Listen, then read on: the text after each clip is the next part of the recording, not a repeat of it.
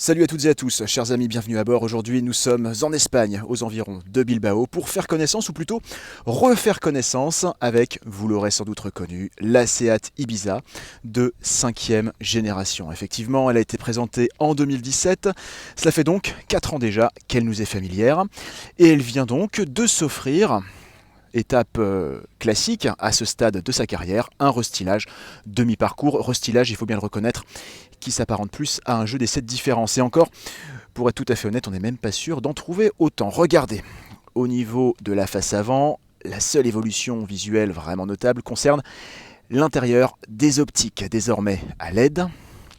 Au milieu de la calandre, le traitement un peu plus mat du logo. Mais pour le reste, eh bien, ça reste exactement la même voiture. On notera quand même que le dessin des jantes évolue selon les modèles, comme ici sur notre version d'essai, un sommet de gamme Excellence. Et si on passe à l'arrière, eh bien là, guère plus de changements. La seule nouveauté concerne le lettrage du logo Ibiza, juste ici. Voilà, c'est un peu plus aéré, un peu plus jeune dans l'esprit.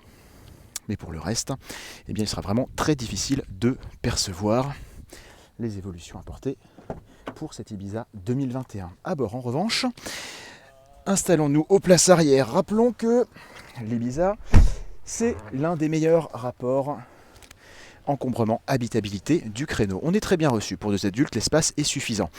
Et regardez, l'agencement de la planche de bord. Voilà la vraie évolution donc de cette Ibiza 2021. L'écran central de l'interface média désormais est implanté un peu plus haut qu'auparavant, en suspension, ça c'est dans la tendance, donc un peu plus facile d'accès.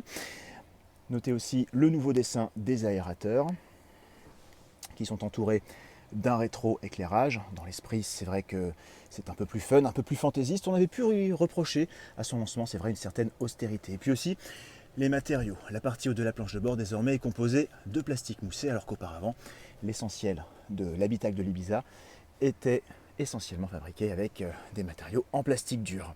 Voilà, toujours un équipement assez complet, très complet même sur cette finition de sommet de gamme, avec donc une instrumentation 100% numérique, une climatisation bizone et donc cette interface média.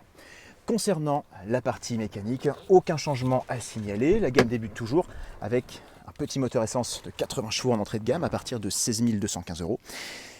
Bien sûr, il faudra compter un peu plus de 21 000 euros pour notre modèle d'essai, avec certainement le moteur le plus adapté à cette Ibiza, un 3 cylindres 1 litre essence de 110 chevaux, qui existe aussi dans une version un peu moins puissante de 95 chevaux, mais ici, eh bien, les performances correspondent bien finalement à sa philosophie de petite urbaine polyvalente, à tendance dynamique, disons-le.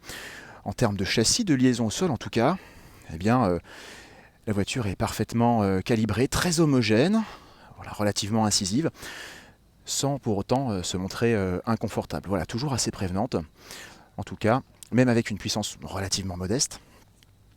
La voiture reste toujours très plaisante à mener. Pas spécialement sobre, malheureusement, surtout avec cette boîte DSG qui n'est pas forcément indispensable, pas forcément la transmission la plus adaptée à ce moteur. On a relevé un peu plus de 7 litres, un peu entre 7 litres et 7 litres 5 sur notre parcours d'essai. Il est vrai relativement exigeant.